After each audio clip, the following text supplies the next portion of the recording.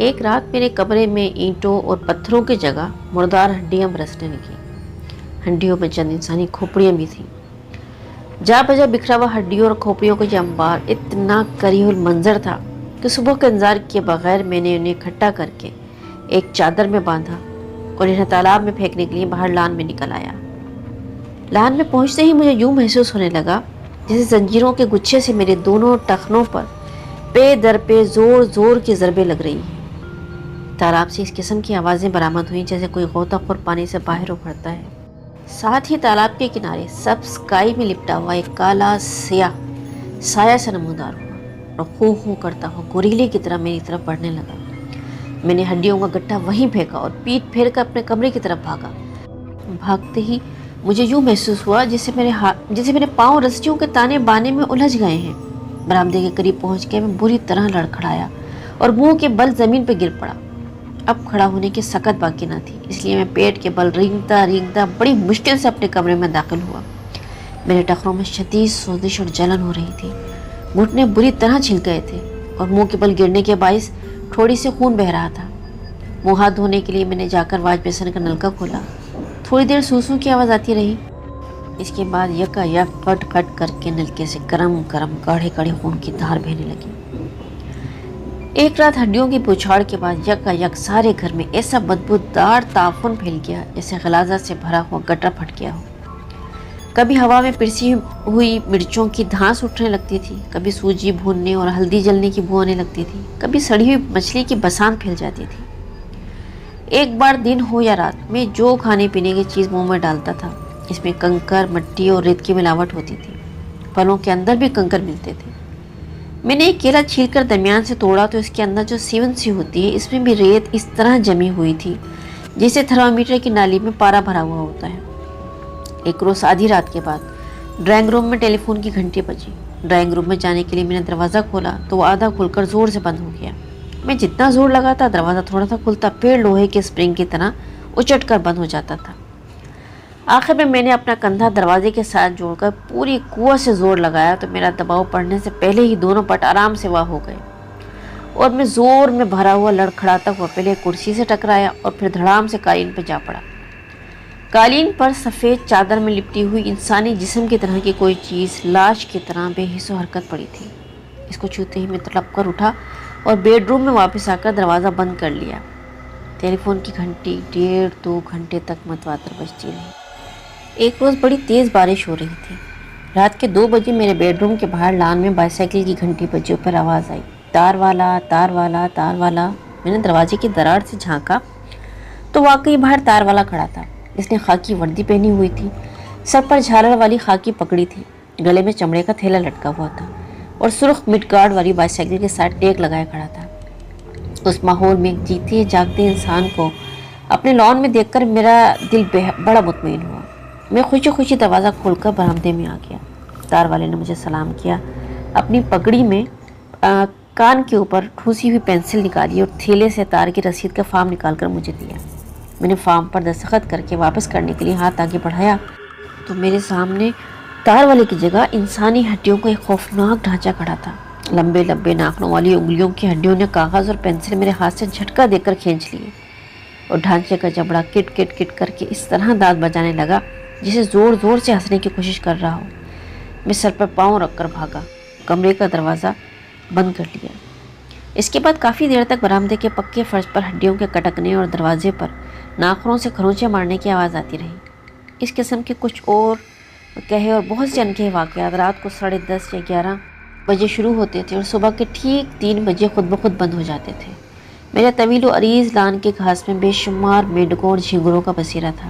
شام پڑتے ہی ان کے ٹررانے کی آواز اور پیپل کے درخت پر الٹی لٹکی ہوئی چمگادڑوں کی چیخ و پکار آسمان سر پر اٹھا لیتی تھی۔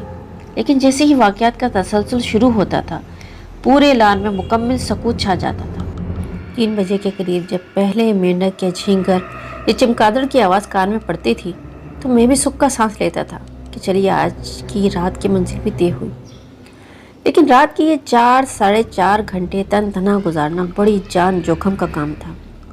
میں بڑی آسانی سے وہ گھر کسی بھی وقت چھوڑ سکتا تھا یا ڈرائیور اور خانسامہ کو کوٹھی کے اندر سلا سکتا تھا۔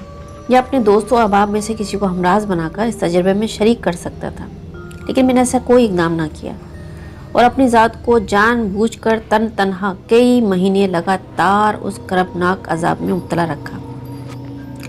آج 34-35 برس گزرنے کے بعد بھی جب میں اپنے اس غیر منطقی رویے کی کوئی معقول وجہ سمجھ میں نہیں آتی، سوائے اس کے کہ غالباً یہ میری انا کی احمقانہ ضد تھی جس نے ان عجیب و غریب واقعات کے چیلنج کو قبول کرنے پہ اصرار کیا۔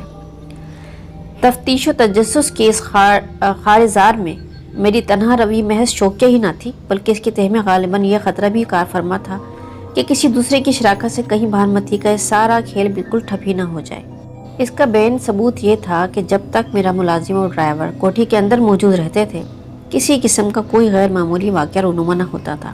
کارروائی کا آغاز ہی اس وقت ہوتا تھا جب وہ دونوں کام کاج سے فارغ ہو کر اپنے اپنے کوارٹروں میں چلے جاتے تھے۔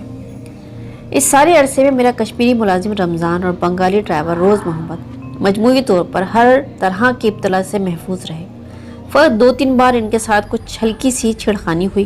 ایک رات رمضان اپنے کوارٹر کی کنڈی چڑھا کر اندر سویا ہوا تھا تو کسی نے اس کی چارپائی الٹ دی۔ ان دنوں بنگال، بہار کے کچھ حصوں میں بڑے شدید ہندو مسلم فساد ہو رہے تھے۔ رمضان نے یہ سمجھا کہ یہ بھی کسی ہندو کی شرارت ہے۔ اپنے حملہ آور کا تعاقب کرنے وہ باہر کی طرف بھاگا تو اندھیرے میں اس کا منہ کھٹاک سے دروازے کے ساتھ ٹکرا گیا، کیونکہ کنڈی بدستور اندر سے بند تھی۔ اگر وہ ہندو باہر سے آیا تھا تو دروازے کی کنڈی اندر سے کس طرح بند ہو گئی؟ میں نے اس سے پوچھا۔ صاحب یہ قوم بڑی چالاک ہے، رمضان نے معصومیت سے جواب دیا۔ اس میں بھی سالے ہندوؤں کی کوئی چال ہوگی۔ روز محمد ڈرائیور کے کوارٹر میں کبھی کبھار مختلف قسم کی ہڈیاں پڑی ملتی تھیں۔ اس کا خیال تھا کہ یہ سب آوارہ بلیوں اور کتوں کی کارستانی ہے جو دن بھر کوٹھی کے لان میں آزادانہ منڈلاتے رہتے ہیں۔ روز محمد اپنے کوارٹر کا دروازہ احتیاط سے بند کر کے سوتا تھا۔ اس کے سیدھے سادے دماغ کو اس خیال نے کبھی پریشان نہ کیا تھا کہ بلیاں اور کتے بند دروازے سے گزر کر اس کے کمرے میں ہڈیاں کس طرح ڈال کر آ سکتے ہیں۔ اس ساری ہنگامہ آرائی کا اصل ہدف صرف 18 نمبر کا بنگلہ تھا۔ رات ڈھلتے ہی کوٹھی میرے لیے خوف و ہراس، عذاب و عطاب کا جہنم بن جاتی تھی۔ ہر نئے واقعے میں اپنی قسم کی دہشت، اپنی قسم کا ہول، اپنی قسم کی وحشت سمائی ہوتی تھی۔ پتا کھڑکا دل دھڑکا والا مقولہ مجھ پہ حرف بحرف صادق آتا تھا۔ یوں تو رات بھر ڈر کے مارے میں بار بار پسینے میں شرابور ہوتا ہی رہتا تھا، لیکن کبھی کبھار میرے تن بدن پر خوف و ہیبت کی ایسی تھر تھری کپ کپی اور بدحواسی چھا جاتی تھی کہ نبضیں بیٹھنے لگتی تھی، دل دھڑکنے لگتا تھا اور دم گھٹ کر گلے میں کانٹے کی طرح پھنس جاتا تھا۔ اس وحشت ناک اور لرزہ خیل ماحول میں میرے پاس خود حفاظتی کا ایک اور صرف ایک ہتھیار تھا۔ وہ ہتھیار کلمہ طیبہ تھا، لا الہ الا اللہ محمد رسول اللہ۔ اگر 100 برس کا کافر اپنی آخری سانس میں ایمان لا کر صرف ایک بار یہ کلمہ پڑھ لے تو دوزخ کی آگ سے اس کی نجات ہو جاتی ہے۔ میری مصیبت دوزخ کے عذاب سے کہیں کم تھی۔ مشکل یہ تھی کہ اب تک یہ کلمہ میں نے صرف حلق سے پڑھا تھا، دل سے پڑھنے کی نہ کبھی توفیق نصیب ہوئی تھی نہ ضرورت پیش آئی تھی، لیکن خوف و ہراس کی شدت میں بڑا مجبور کن اثر ہوتا ہے۔ چنانچہ اب جو بے کسی اور بے بسی کے عالم میں کبھی مجھ پہ سانپ گرتا، کبھی میرے پاؤں کا انگوٹھا بھاری میز کے پائی تلے کچلا جاتا، کبھی فرش پہ سفید چادر میں لپٹی ہوئی لاش سے ٹکر ہوتی تھی، کبھی چھت چٹکنے لگتی تھی، کبھی پتھر آتے تھے، کبھی اینٹیں برستی تھیں، کبھی انسانی ہڈیوں کا ڈھانچہ سامنے کھڑا ہو کر کٹ کٹ دانت بجاتا تھا۔ اس طرح کے خوف کے دباؤ میں آ کر صرف زبان ہی سے نہیں بلکہ کبھی کبھی دل سے بھی کلمہ طیبہ کا ورد ہو جاتا تھا۔ ان دنوں میرے پاس ایک چھوٹا سا جاپانی گراما فون تھا جو چابی چڑھا کر بجایا جاتا تھا۔ ایک رات میں نے سہگل کا ایک پسندیدہ ریکارڈ سننے کے لیے گراما فون کو چابی دی تو وہ آگے کی طرف گھومنے کے بجائے اسپرنگ کی طرح لچک کر پیچھے کی جانب لوٹ آئی۔ چابی خود ہی اپنے آپ پہلے سے چڑھی ہوئی تھی۔ میں نے گراما فون میں ریکارڈ رکھ کر چلایا تو اس میں سے KL سہگل کے گانے کی جگہ عجیب و غریب خوفناک آواز آنے لگی۔ کچھ آوازیں ایسی تھیں جیسے کسی کا گلا گھونٹا جا رہا ہو۔ بیچ بیچ میں عورت کی سسکیاں سنائی دینے لگتی تھیں، کبھی کبھی ننھے سے بچے کے رونے کی آواز بھی آتی تھی۔ میں نے ایک کاغذ پر کلمہ طیبہ لکھ کر گرامو فون پہ لکھا تو فوراً ہی آوازیں بند ہو گئیں اور ریکارڈ کا اصلی گانا بجنے لگا۔ اب میں کاغذ اٹھاتا تو خوفناک آوازیں شروع ہو جاتی تھیں، واپس رکھتا تھا تو اصلی گانا بجنے لگتا تھا۔ تجربے کے طور پہ میں نے کلمہ طیبہ کا اردو ترجمہ لکھ کر گرامو فون پر رکھا تو کوئی اثر نہ ہوا۔ کلمہ کے الفاظ کو رومن حروف میں لکھ کر رکھا تو پھر بھی کوئی اثر نہ ہوا۔ کلمہ طیبہ کی تاثیر صرف عربی زبان میں پائی۔ کلمہ طیبہ کے علاوہ میں اپنی تقویت کے لیے آیت الکرسی، سورہ فلق اور سورہ ناس کا ورد بھی اکثر کرتا رہتا تھا۔ ایک رات میرے گرد و پیش حول و ہیبت کی فضا اپنے نقطۂ عروج پہ پہنچی ہوئی تھی۔ انتہائی شکستگی، مایوسی، اضطراب اور اضطرار کے عالم میں نے قرآن شریف کھولا تو سورہ صافات نکلی۔ اس کی 182 آیات کا ایک ایک حرف میرے لیے آب حیات کا گھونٹ ثابت ہوا۔ خوف و ہراس کے ماحول میں جب کبھی میں نے اس سورت کی تلاوت کی، ہر بار تازہ زندگی اور تابندگی پائی۔ کئی ماہ کی لگاتار ہیبت، وحشت اور عصبیت کے تہہ میں انجام کار یہ راز کھلا کہ 18-20 برس پہلے اس گھر میں ISI کا ایک اوباش افسر رہا کرتا تھا۔ شادی کا جھانسا دے کر اس نے الہ آباد میں کالج کی ایک طالبہ بملا کماری کو بہکایا اور غلایا اور خفیہ طور پر اسے اپنے ساتھ کٹک لے آیا۔ شادی اس نے کرنی تھی نہ کی۔ 7-8 ماہ بعد جب بملا ماں بننے کے قریب ہوئی تو ظالم نے اس کا گلا گھونٹ کے مار ڈالا اور لاش کو ڈرائنگ روم کے جنوب مشرقی کونے میں دفن کر دیا۔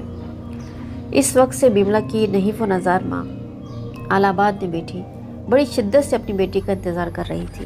اسی وقت سے بملا کماری بھی اسی کوشش میں سرگرداں تھی کہ کسی طرح وہ اپنی ماں تک صحیح صورتحال کی خبر پہنچا دے تاکہ انتظار کے اس کربناک عذاب سے اسے نجات حاصل ہو۔ اس کے علاوہ اس کی اپنی خواہش بھی تھی کہ اس کی ہڈیوں کا ڈھانچہ کھود کر باہر نکالا جائے اور اس کے دھرم کے مطابق اس کا کریا کرم کیا جائے۔